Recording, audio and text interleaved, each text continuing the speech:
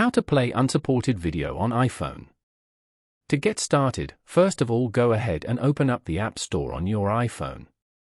Once inside, tap on the Search tab at the bottom and search for VLC. From the search results, tap on VLC Media Player and then tap on Get to download and install this application on your phone. After the installation is complete, tap on Open to launch the application. You can allow or disallow VLC to find devices on your local network. You are now on the VLC homepage. Over here, go to the bottom panel and tap on Browse. Then, go to Local Files. This will open the Files browser. On the bottom panel, tap on Browse, then go to On My iPhone, and then select the Download folder. From the list of files, tap to select the video you want to play. Then, tap the Open button in the top right corner.